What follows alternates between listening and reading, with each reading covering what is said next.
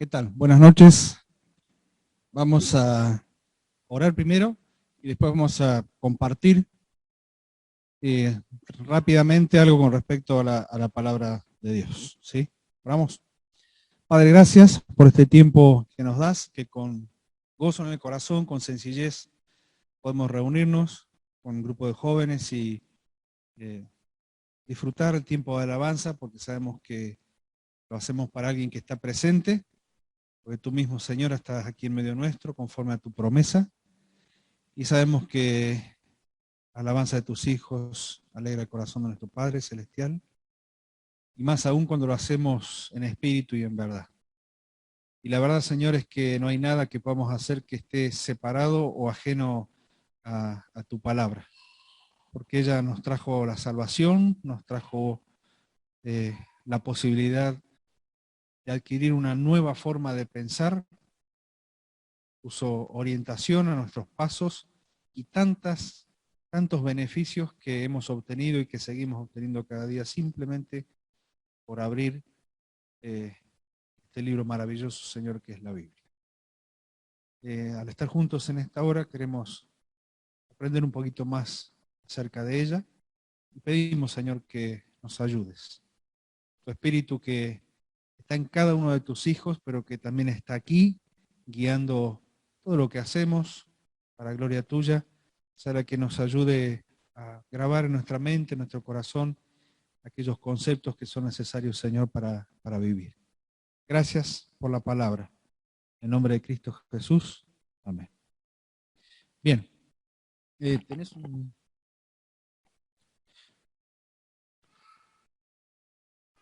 Tenés razón. Que son los lentes. Bien. ¿Por qué elegimos con el grupo este tema? Bueno, no teníamos mucho tiempo tampoco, pero a veces cuando uno no tiene mucho tiempo para preparar algo, tiene que agudizar un poquito el ingenio. Y pensamos que tenía de especial este mes, ¿sí? Para la cristiandad, para el pueblo cristiano, especialmente para el pueblo cristiano protestante, como se conoce en el mundo, evangélico, como también se nos conoce. Y el mes de septiembre es muy particular para el mundo cristiano, para el mundo evangélico, porque hace referencia a una fecha específica, ¿sí? Es del día a futuro, el 26 de septiembre. Hace 452 años atrás, un 26 de septiembre de 1569, se terminó de imprimir totalmente la Biblia en español, ¿sí? Fue todo un logro, fue un hito histórico que la Biblia en español haya sido impresa por primera vez en forma completa. Cuando uno dice se terminó de imprimir la Biblia en español, uno piensa que hicieron una sola Biblia. No, la primera tirada fue de 260 Biblias, ¿sí? Y en eso estuvieron involucrados por lo menos dos personas, uno de ellos conocido como Casiodoro de Reina, y el otro, que fue el que revisó posteriormente ese trabajo y esa obra de traducción de originales para ponerlo en el español, en ese español antiguo. Si uno lee esa Biblia, que también se consigue la Biblia, esa Biblia en este tiempo, va a leer el español antiguo y le va a parecer un poco rara la forma en que las palabras están presentadas. Todavía el español no había desarrollado, no se había desarrollado en la forma en que lo conocemos nosotros hoy. Pero de todas maneras, Casiodoro de Reina, Cipriano Valera, que son los que finalmente ponen el sello de aprobación a ese inmenso trabajo de traducción, ¿sí? Un trabajo de traducción, trabajando desde los originales para llevarlo al castellano, es lo que tenemos hoy en su gran mayoría en nuestras manos, ¿sí? Es cierto, existen muchas versiones más que podemos utilizar. Los celulares nos ayudan bastante en eso para no venir a la iglesia con una pila así de diferentes versiones, pero podemos tenerlas todas allí en nuestro celu. Pero en definitiva, como alguien dijo, la versión Reina Valera sigue siendo la reina de las versiones, aunque sí existen otras versiones, ¿sí? Vuelvo a decir, no interpretaciones de texto, sino traducciones desde los originales para llegar a la mejor comprensión y a la mejor aplicación del concepto, como por ejemplo la Biblia de Jerusalén, ¿sí? Son dos versiones muy interesantes para tener en cuenta. Biblia de las Américas también, en cuanto a la hora de tratar de buscar aquella Biblia que más se acerque al sentido original. Despreciamos las otras interpretaciones de texto, no, son herramientas de estudio, herramientas de trabajo para comprender y para ahondar mucho más en los pasajes, ¿sí? Pero seguimos utilizando Reina Valera. Para los hermanos de hace 40, 50 años atrás, pasar de la versión Reina Valera 1909 a la que utilizamos hoy fue todo un drama. Fue todo un drama. Hasta decían que era antibíblico cambiar de versión, cuando en definitiva hubieron muy poquitos cambios entre 1909 y la que estamos utilizando en este momento. Pero sin embargo, lo importante de todo esto es que hubo alguien que comprendió la importancia de llevar a un idioma la palabra de Dios, para que de esa manera la palabra de Dios llegue a todos lados, por lo menos dentro del mundo hispano, ¿sí? Estaba averiguando hoy investigando un poquito en cuáles eran los últimos avances en cuanto a traducción de la palabra de Dios, y hay un trabajo muy bueno, muy lindo que se está haciendo en una iglesia, en nuestras asambleas en Buenos Aires, Villarreal, y que es la presentación de la Biblia, de la palabra de Dios, en lenguaje para sordos, ¿sí? Lenguaje para sordos. Y se está haciendo a través de una manera visual, por supuesto, y ya se ha preparado todo el plan de salvación, ¿sí? Ya se ha preparado todo el plan de salvación con aquellos intérpretes con lenguaje de señas, y se ha comenzado a hacer lo mismo desde el Génesis en adelante. Un trabajo inmenso, ¿sí? Porque se necesita no solamente interlocutores que transmitan en señas entendibles, en forma fiel, lo que dice el texto, lo que dice el pasaje de la palabra de Dios, sino también la capacidad para poder llevarlo adelante. Así que los hermanos que están llevando este trabajo, esta tarea, pedían no solamente la ayuda económica, sino que también principalmente piden la ayuda de las oraciones, porque es un trabajo muy grande que se está realizando en este tiempo. El hecho de que Casiodoro de Reina haya traducido desde el original al castellano esta Biblia, que tiene un nombre muy particular. ¿Alguien sabe cómo se llama esa Biblia? La Biblia del oso. ¿Por qué? ¿Alguien sabe por qué? Por la tapa, ¿sí? Porque en la tapa de esa Biblia, o de esa primera tirada de 260 Biblias, había un oso agarrando un panal, ¿sí? Un árbol, una rama de un árbol, para poder alimentarse de la miel. Es un concepto bíblico, ¿sí? Un concepto bíblico, que ya lo vamos a ver en un ratito, acerca de una de las tantas comparaciones que se hace de la palabra de Dios con elementos cotidianos, para que nosotros podamos comprender el efecto que produce o que debe producir la Biblia en nuestras vidas.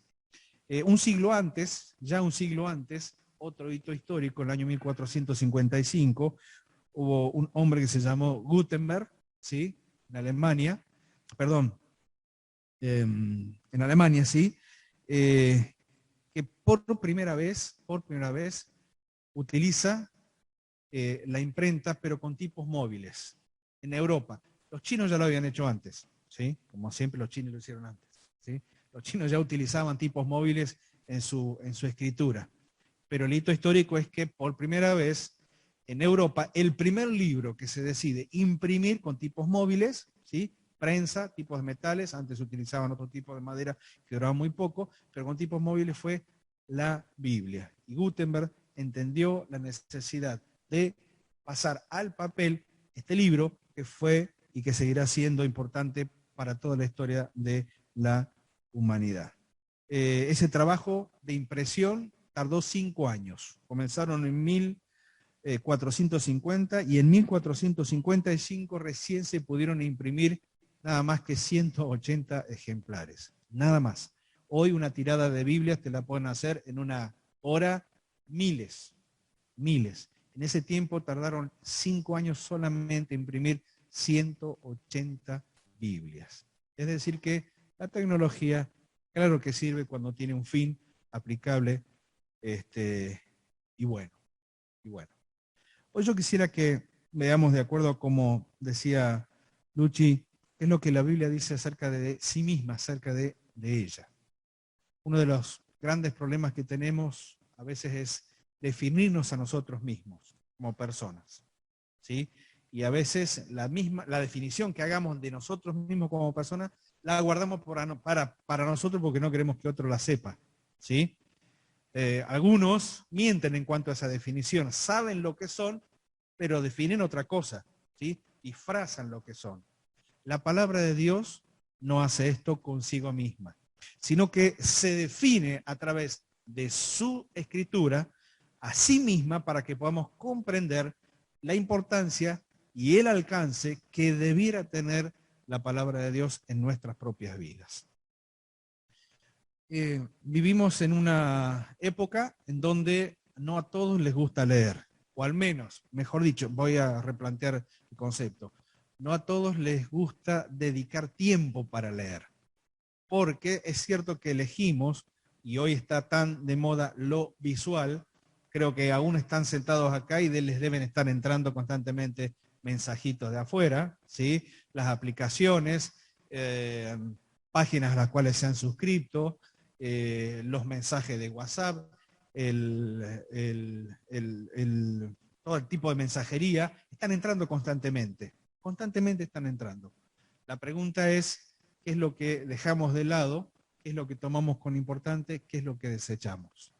Bueno, en este tiempo el gran problema que existe, a menos que hayas adquirido un hábito de lectura hace tiempo y lo sostengas y lo mantengas, ¿sí? El gran problema que existe es hacer este hábito de guardar el tiempo para leer. Yo les quiero decir que yo también lucho contra esto. El tiempo parece que siempre va 2 metros más adelante de nuestra propia vida. Y entonces constantemente las ocupaciones nos están, pareciera que están 2 metros más allá, adelante y nos están llamando, dale, apurate, apurate, apurate. Y en este apuro vamos dejando aquellas cosas que debieran ser importantes para nosotros. No urgentes, importantes. Lo urgente nos llama, lo importante tiene que permanecer. Y en esto de la lectura de la Biblia, la palabra de Dios, es así. Es así. Mire, estoy diciendo que en este momento me siguen entrando mensajes en el celular. Y es así, con la lectura de la palabra de Dios pasa de esta manera. Ahora, siempre tengo en mente una frase que suele compartir Osvaldo. Él dice, el final de todo es lo que demuestra la manera en que nos desarrollamos o nos movimos en todas las áreas de nuestra vida. Es decir, el último capítulo de nuestra vida es el que define precisamente lo que nosotros fuimos, hicimos y las decisiones que tomamos a lo largo de toda nuestra vida. Y si esto va a ser así, en definitiva, va a ser así, qué mejor que darle a la Biblia, a la palabra de Dios, el lugar que debe tener en nuestro corazón, en nuestro pensamiento y en nuestras decisiones. La idea de esta noche no es que sea algo teológico solamente, es decir, con conceptos teológicos, sino que pueda ser algo más bien práctico. Podríamos hacerlo teológicamente hablando, pero yo quisiera que veamos solamente 7 u 8 puntitos muy rápidos acerca de cómo se define la Biblia a sí misma. Sabemos, se nos ha enseñado, se nos ha explicado, se nos ha dicho una y otra vez, que la palabra de Dios, la Biblia, es infalible, inerrante y autoritativa. Infalible porque no falla jamás, no falla. No vamos a encontrar en ella una falla de concepto en ningún aspecto. Jamás lo vamos a encontrar. Como alguien dijo alguna vez, la Biblia es ese viejo yunque en el cual miles de martillos se han roto uno tras otro. ¿Cuáles martillos? Los martillos que se levantaron en contra de ella para criticarla, para pretender anularla, para pretender desacreditarla, para sacarle el valor que realmente tiene la palabra de Dios. Y uno tras uno, la alta crítica, los movimientos anticristianos, por supuesto, aún los que tratan de torcer la palabra de Dios para un beneficio propio. Miren, estaba buscando pasajes y de repente, pum, me saltó un referente y decía, el siervo del centurión, ¿se acuerdan la historia del Señor? ¿Sí?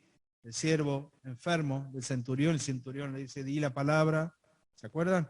Dice, el siervo del centurión, el mayordomo gay al cual el Señor salvó.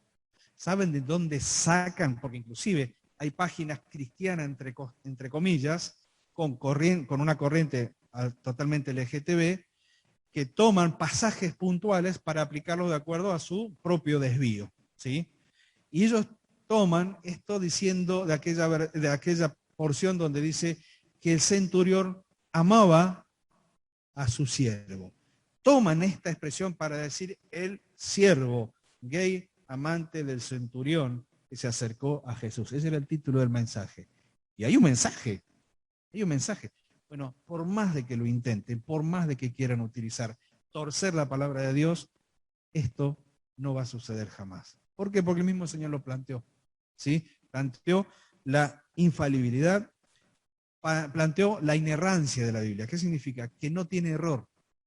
No yerra en ningún punto, en ningún aspecto. Algunos han tratado de utilizar la palabra de Dios o la Biblia como texto para marcar errores históricos, geográficos, geológicos, y ha sido todo al revés a medida que pasan los años, porque la historia y los descubrimientos geológicos o arqueológicos han ido demostrando que la Biblia siempre tuvo razón, siempre tuvo razón. Es autoritativa porque en definitiva, desde un principio, lo que surge es que Dios dijo y las cosas se cumplieron, ¿sí? Y las cosas se cumplieron. Este universo en el cual vivimos fue creado por la palabra de Dios. Y si bien el objeto, ¿sí?, de esta creación es el mismo Señor Jesucristo, pero la palabra de Dios nos enseña que Dios dijo y el universo fue creado. Es autoritativa en cuanto a creación, pero es también autoritativa en cuanto a la autoridad que tiene sobre los que creen, principalmente los que creemos, y los que no creen. Porque va a ser la palabra de Dios o la respuesta de aquellos que rechazaron conscientemente el mensaje de salvación, la que los juzgará en el futuro. ¿Por qué? Porque no creyeron al mensaje de la palabra de Dios, al mensaje del Evangelio, al mensaje de salvación. Es decir, es toda una cadena, está todo concatenado. Aquel que escucha el mensaje de salvación, escucha acerca de Jesucristo, escucha acerca del Salvador y decide no creer, en definitiva está rechazando a Cristo, está rechazando al mensajero, está rechazando el mensaje es el Evangelio es la palabra de Dios proviene de Dios y está rechazando a Dios en definitiva. Es decir, que ese rechazo que está haciendo del mensaje de salvación no es poca cosa. Y esa decisión, sin duda, que lo lleva a la condenación y la palabra lo habrá de juzgar. Hay un montón de figuras en la Escritura que nos hablan acerca de lo que significa o con lo cual podemos comparar la palabra de Dios. Yo tomé algunos poquitos nada más. Después, si quieren en su casa, tomen el trabajo de ir buscando aquellas comparaciones que seguramente desde muy chicos han ido aprendiendo. Pero yo pensaba, ¿por qué volver otra vez a lo mismo? ¿Saben por qué? Porque tenemos la triste tendencia a olvidarnos. Y eso nos sucede cuando nos damos cuenta que hemos tomado alguna decisión que fue desacertada. ¿Por qué? Porque dejé de lado o dejamos de lado lo que la palabra de Dios significa para mí. Mateo 4:4 dice, creo que lo leyeron hoy, ¿sí? El Señor Jesucristo en la tentación le responde a Satanás y repite con otro pasaje de la palabra de Dios, que es Deuteronomio 8:3. ¿Quién busca Mateo 4:4 y quién busca Deuteronomio 8:3? Cualquiera, por favor. No es espadeo, no hay premio, no hay alfajor. Martín, no hay alfajor.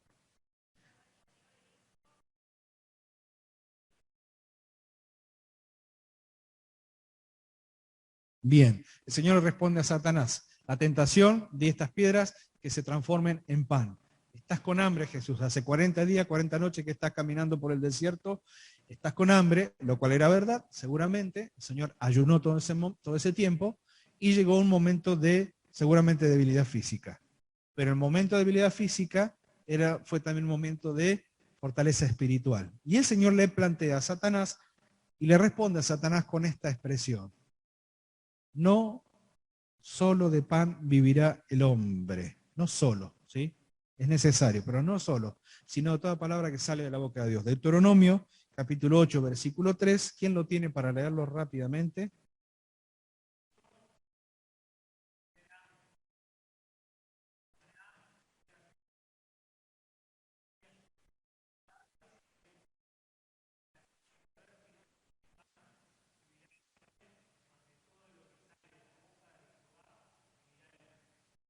Fíjense el concepto que está planteando Moisés aquí. ¿Qué fue lo que sostuvo al pueblo de Israel en el desierto? ¿Qué lo sostuvo? ¿Eh? Uno puede pensar que fue el maná, ¿sí? Perfecto. El maná como elemento físico para sostenerlo físicamente.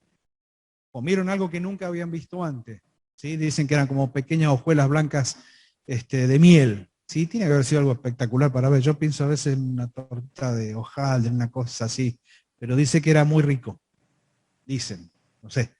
Pero ¿eso lo sostuvo o no? En definitiva, lo que está diciendo Moisés, que por más que hubiese bajado, no sé, un lechón asado del cielo, disculpen lo grotesco de la figura, lo que sostenía al pueblo, que era la palabra de Dios.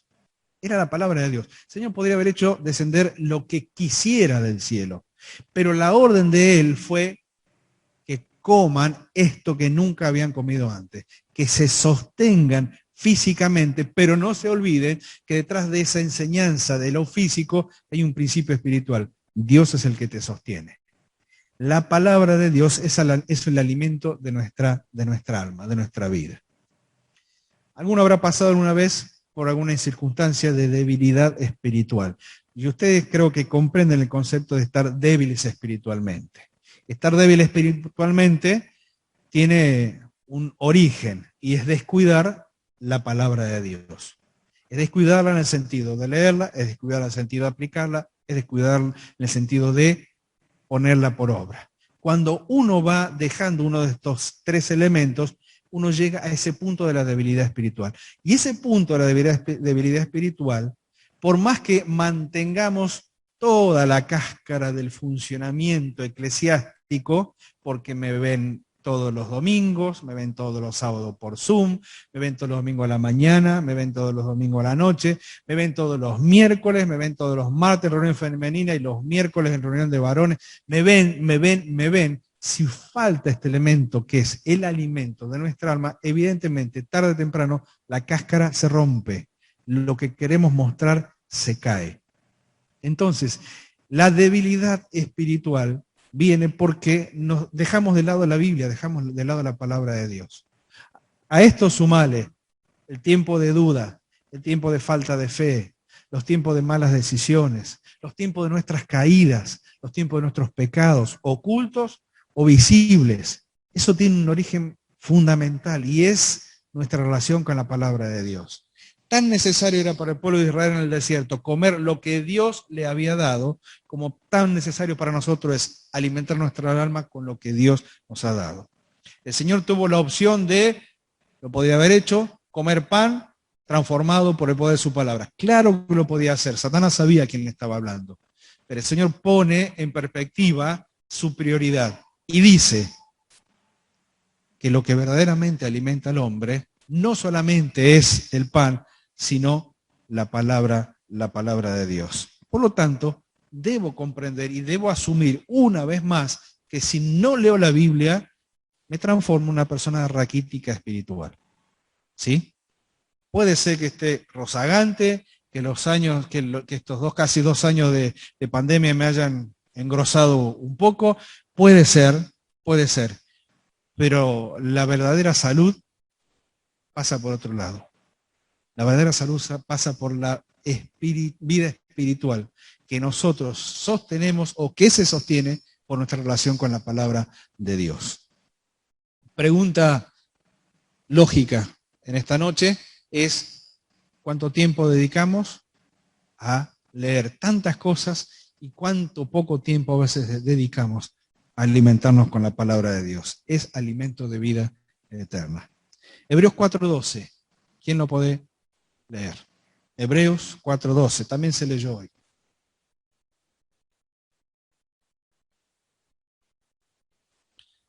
El segundo espadeo bíblico sin premio. Hebreos 4:12.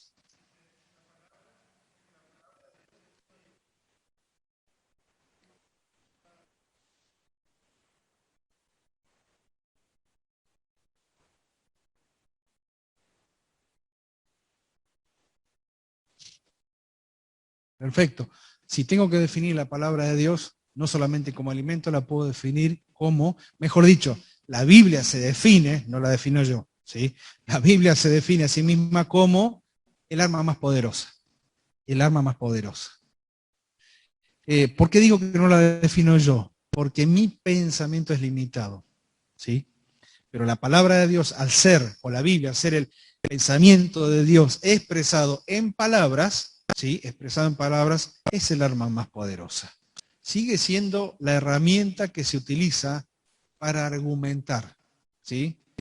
Hay una línea, ¿sí? del estudio bíblico que es la apologética y que trata, bueno, Mati podría hablar mucho mejor que yo al respecto, trata precisamente de aquel o aquellos argumentos que surgen principalmente de la palabra de Dios, pero que también tienen otros condimentos, ¿sí? Como es el conocer el pensamiento de otros para saber cómo refutarlos, y la palabra de Dios se transforma en esa herramienta o en esa arma más poderosa para derribar todo argumento que se levante en contra de todo lo que tenga que ver con Dios. El gran problema es que, y esto va encadenado, que si no tengo alimento, tampoco tengo arma, ¿sí? No puedo pretender no tener alimento y pretender ir a debatir, discutir o ponerme a hablar porque, bueno, descubrieron que soy cristiano y me van a preguntar algo. Si no tengo alimento, tampoco voy a tener arma, porque no voy a tener argumento, no voy a tener absolutamente nada que presentar a la hora de contarles a otros, básicamente, por qué soy cristiano, o por qué decidí seguir a Cristo, o por qué Cristo es, en lo que yo expreso, lo primero en mi vida. ¿Sí? Me gustó el meme que pusieron los otros días. Cristo, te seguiré donde vayas.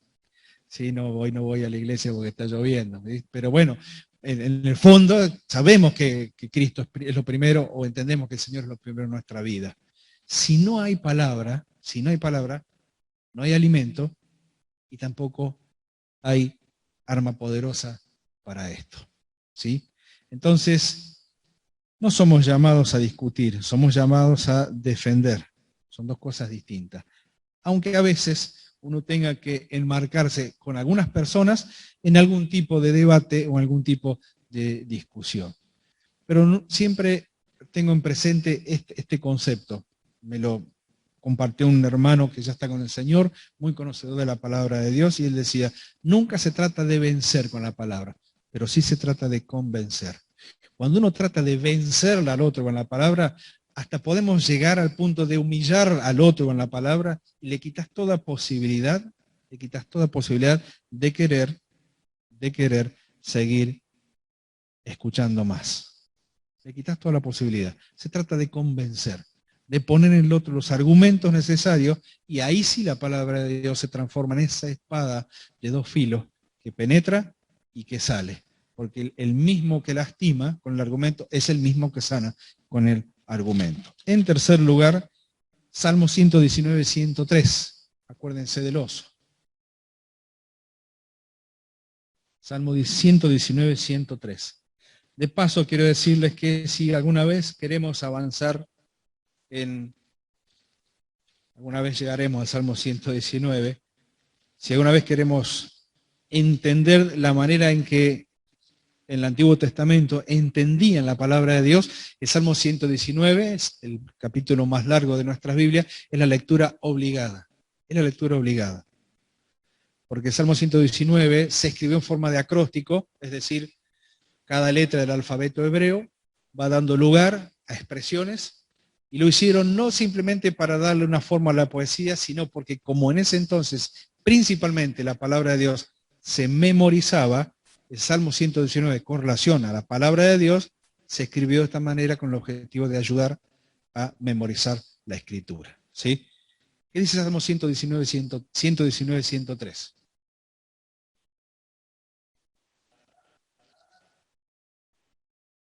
Bien, no sé si había algún tipo de mermelada, de dulces en ese entonces, no lo sé. A mí la miel me encanta. ¿A quién no le gusta la miel? Uno, dos, son raros, che. Es raro, diría Vares. Sí. Bueno, bueno, no sé si habría dulces en esa época, qué sé yo. Pero evidentemente la miel era un elemento muy utilizado en forma de medicina, en forma de condimento, en forma de postre o para endulzar el paladar. Y evidentemente, cuando el escritor de este salmo piensa en esto y piensa en la palabra de Dios, dice, ¿a qué puedo compartir? Bueno, ¿a qué puedo comparar? ¿Qué es rico? Bueno, la miel es rica. Sí, la palabra de Dios como eso. Entra en mi boca, siento ese sabor, me produce el placer de tenerla en mi boca, de gustarla, de tragarla, de digerirla, que forma parte de mi organismo. Es decir, la miel es tan rica que quisiera estar comiendo de ella incesantemente. Bueno, él hace esta comparación. Lo leyó Jorgito recién. Cuán dulces son a mi paladar tus palabras, más que la miel a mi boca. Es decir, si hay algo rico, la palabra de Dios es superlativa. Es mucho más que eso. Yo sé que a veces cuando uno lee la Biblia se amarga. ¿No les ha pasado? ¿Cuándo pasa eso? Cuando uno lee la Biblia y la palabra de Dios se transforma en esa espada que penetra, también se transforma aquello que es amargo a nuestro paladar, porque nos está mostrando realmente cómo estamos. Y si estamos mal, la Biblia en un principio, la palabra de Dios puede ser amarga a nuestro corazón, a nuestro paladar, pero simplemente porque nos está mostrando cómo estamos. Pero de por sí en lo general la palabra de Dios tendría que ser el supremo placer, en muchos sentidos. Placer intelectual, ¿sí? Porque si hay algo que abre nuestra capacidad de pensar, de comprender y entender, es la palabra de Dios. ¿Cómo lo hace el Espíritu y aplicándolo? No lo sé, no lo sé. Es un mecanismo espiritual, es una forma en que el Espíritu Santo de Dios toma la palabra, lo aplica a nuestra forma de pensar, a nuestros conceptos y nos va cambiando día a día, día a día. Es algo maravilloso y eso produce, en el buen sentido, ¿sí?, ese placer intelectual de decir, wow, esto no lo comprendía así antes, pero ahora lo veo de otra manera.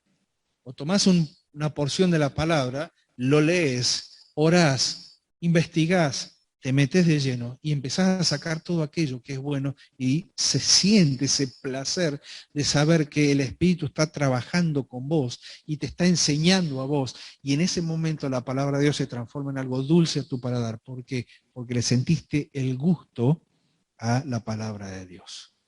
Lo peor que nos puede suceder es que nuestra lectura de la Biblia sea esto, pum, pum, pum, pum.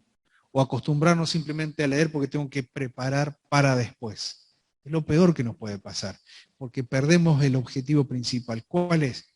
Que sea dulce a mi paladar, que sea dulce. Por lo tanto, sí que la palabra de Dios se define a sí misma como dulce y mucho más que la miel que destila del panal. Salmo 119, 105, dos versículos después, ¿qué dice?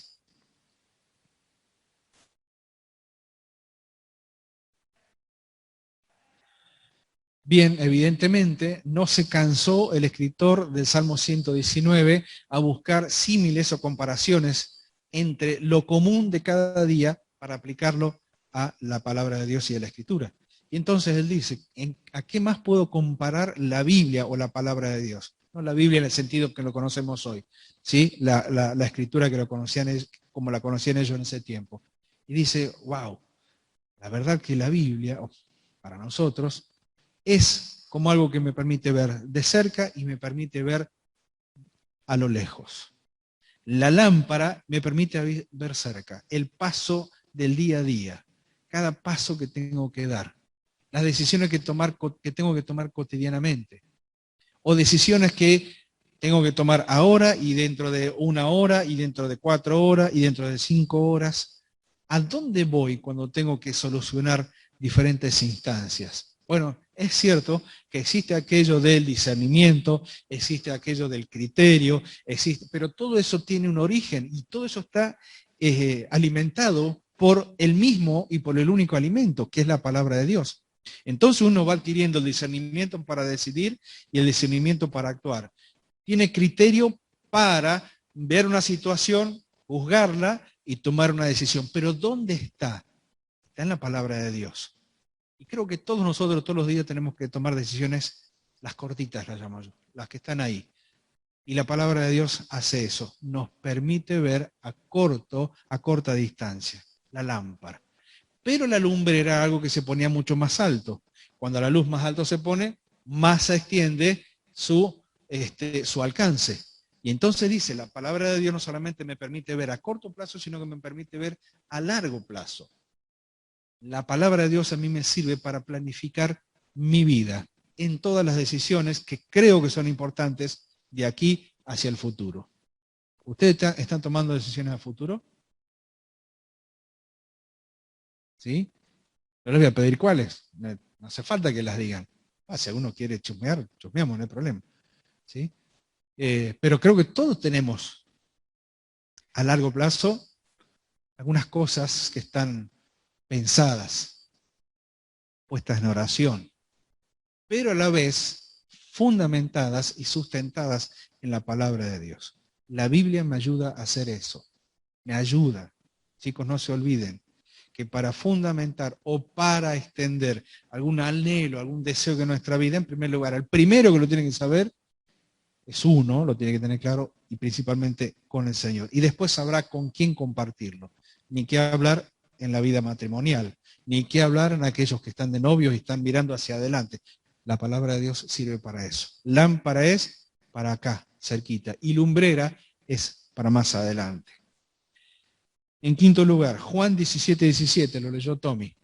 ¿Te acordás, Tommy, cómo era el tema?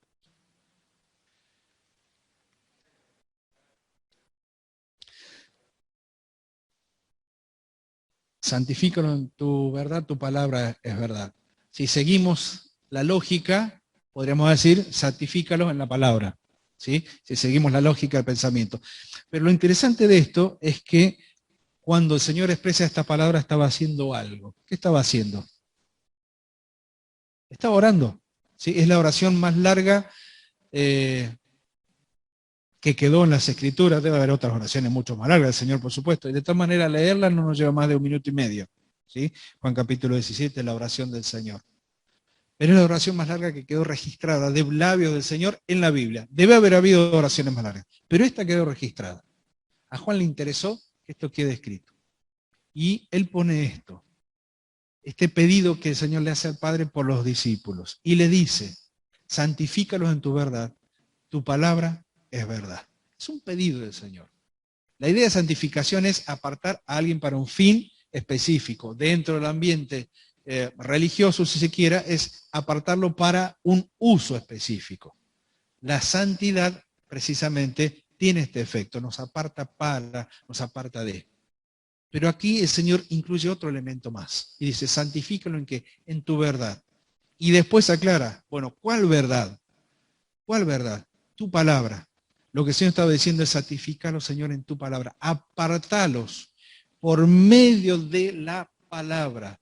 Y la verdad, si hay algo que hace la palabra de Dios, es nos aparta.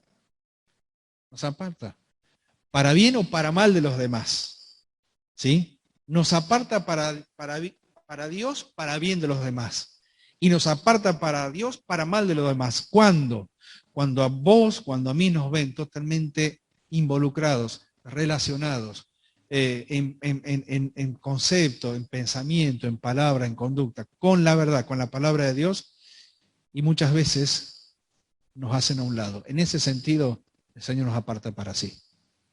Miren, creo que aquellos que, o la gran mayoría que nos toca trabajar en ámbito no cristiano, ¿sí? Donde sabemos y entendemos cuál es el concepto que este mundo va llevando cada vez en forma más firme y encaminada hacia un punto.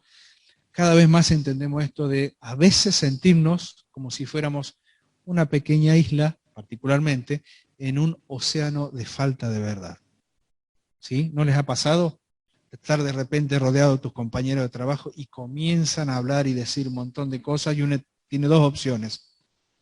O te pones a discutir constantemente o te retiras y después estratégicamente podés hablar con uno, con otro y con otro. Pero muchas veces, o al menos a mí me ha sucedido, encontrarme en medio de situaciones en donde los conceptos, los chistes, las bromas, y les puedo asegurar que en el ámbito en que yo trabajo los chistes son bastante pesados, ¿sí? En donde no te queda otra cosa que apartarte. La verdad nos resguarda en ese sentido. La verdad nos resguarda. Por lo tanto, sí tengo que comprender que aquella oración del Señor Jesucristo para nosotros se hace efectiva cuando la tomamos en cuenta, cuando creemos que el Señor por su palabra nos resguarda para Dios. Segunda Timoteo 3:16, ya para ir terminando. Otro pasaje muy conocido.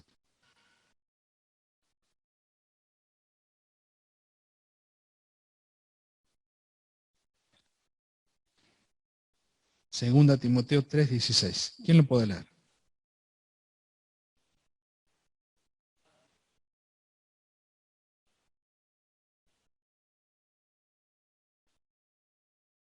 Bien, toda la Escritura. Este es uno de esos absolutos que existen en la palabra de Dios y que la autodefinen. ¿Sí? La autodefinen. Pablo, una de las mentes más brillantes de su época, con toda una formación teológica judía en principio, cristiana posteriormente, con un concepto judeo-cristiano de la sociedad, de Dios, de Cristo como el Salvador y Señor, contempla seguramente todo aquello con lo cual él fue formado desde muy pequeño. Lo contrapone con toda la enseñanza que recibe, en primer lugar, de parte del Señor Jesucristo, para transmitirla a las iglesias de su época. Y llega a esta definición contundente. Él mira la Escritura, él entiende que todo aquello que ha estado enseñando tiene peso porque sabe de dónde proviene, y él dice simplemente, y lo declara en esta forma categórica, toda la Escritura.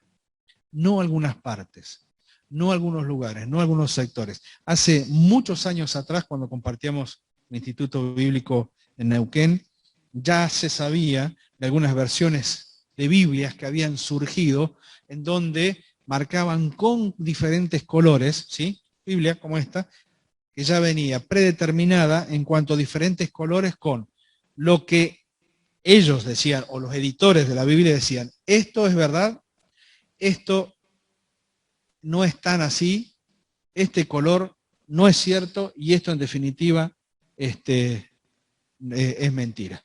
O sea, habían armado una Biblia de acuerdo a su propio criterio, de acuerdo a su propia sabiduría, y marcaban con diferentes colores los diferentes niveles de verdad que podía tener la Escritura. Bueno, ¿qué hacían cuando se encontraban precisamente con este pasaje? En donde el todo aquí es característico, toda la Escritura es inspirada por Dios. Inspirada, sale de la boca de Dios, saliento de vida, sale, tiene un objetivo, tiene una meta, tiene un punto, se dirige a las personas, pero también se dirige al mundo, se dirige a las sociedades, se dirige hacia todo lo que conforma este tiempo y se presenta como la única verdad digna de ser tenida en cuenta y digna de ser creída. Es, como hemos cantado, la voz de Dios proclamada con toda verdad. Y por último, Salmo 119, 9. Salmo 119, 9. Pasaje muy conocido también por todos, o por muchos. ¿Qué dice?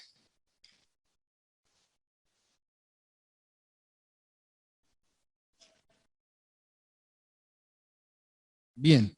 ¿Qué versión es esa, Martí? Nueva versión de las Américas. ¿Sí? Bien. Versión Reina Valera, ¿qué dice? Bien. Un pasaje recontra conocido, recontra presentado, un campamento de niños, de preadolescentes, de adolescentes, de jóvenes, enseñada siempre. ¿Con qué limpiará? Si es cierto, tiene un objetivo claro, está hablando acerca del joven. ¿Sí? No me aplica a mí en forma principal, pero sí por relación. ¿Tá? Pero sin duda que está dirigido a un principio de vida en donde las cosas tienen que ser importantes para crear un futuro. Y entonces el salmista dice aquí, si hay algo que le ocurre normalmente al joven es la posibilidad de que se ensucie en su caminar, en su diario andar. Está la posibilidad cierta. Y esto tiene una consecuencia, o puede tener consecuencias hacia su futuro. Por eso al principio hacía referencia a aquella expresión que Osvaldo nos ha compartido varias veces. El último capítulo es el que definirá, en definitiva, cómo vivimos o cómo escribimos toda nuestra vida y nuestra relación con Dios. ¿Con qué limpiará el joven? ¿Quiere decir que está la posibilidad de haberse ensuciado y de limpiar? Sí, es cierto, la palabra de Dios tiene esa capacidad de limpiar nuestra vida. Cuando nos ponemos a la luz de ella, la creemos, la aplicamos y obtenemos de ella la enseñanza para saber qué hacer cuando necesitamos pedir perdón o ser perdonadas. ¿Con qué limpiará el joven su camino? Y dice, con una sola cosa, con guardar tu palabra. En mi corazón, dice la palabra de Dios, he guardado tus dichos para no pecar contra ti. Pero les quiero pedir que me acompañen a leer del versículo 10 al 16 para terminar. Porque quizás puede ser que nuestra experiencia con la Biblia la hayamos dejado de lado, no sabemos cómo volver, no sabemos cómo hacer. En definitiva, es nada más y nada menos que una oración de parte nuestra, pidiéndole a Dios que nos ayude a valorar, a tomar, a retomar el uso de la Escritura para nuestra vida particular. Fíjense lo que dice el salmista para terminar. Dice, ¿con qué limpiará el joven su camino? Con guardar tu palabra. Con todo mi corazón te he buscado, no me dejes desviarme de tus mandamientos. Fíjense la profundidad de estas palabras. ¿Sí? No le está echando la culpa a Dios, sino que le está pidiendo a Dios que intervengan si en algún punto su vida se va a desviar. Y a veces la intervención de Dios puede ser dramática, para cortar de raíz algo, para evitar algo. Dios, a través de su Espíritu, y por supuesto a través de su palabra, puede intervenir para no desviarme de sus mandamientos. Porque en mi corazón he guardado tus dichos para no pecar contra ti.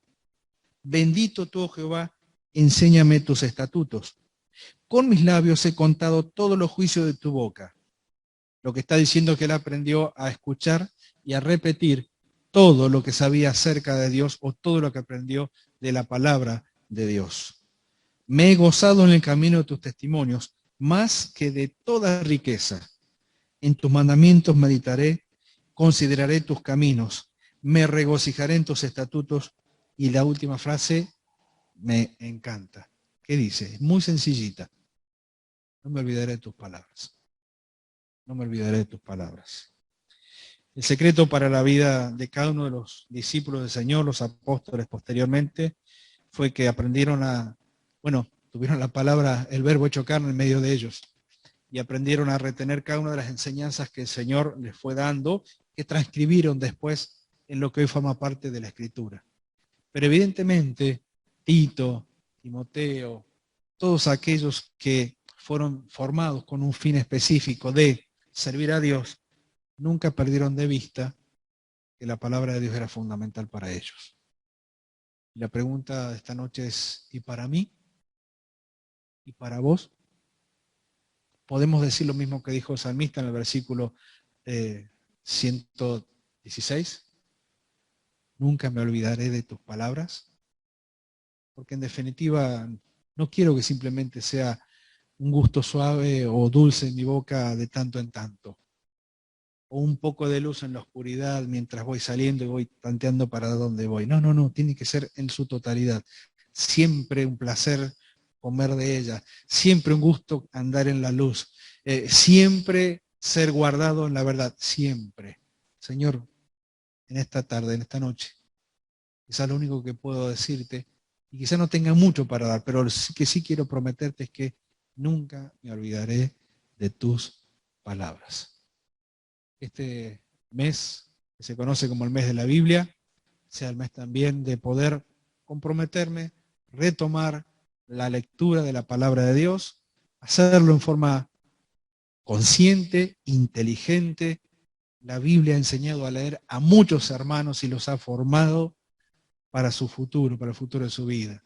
Pero principalmente la Biblia me enseña a mí a pensar distinto, porque en definitiva me anima a desarrollar el pensamiento de Cristo a medida que ella va ocupando el lugar en la mente y en el corazón.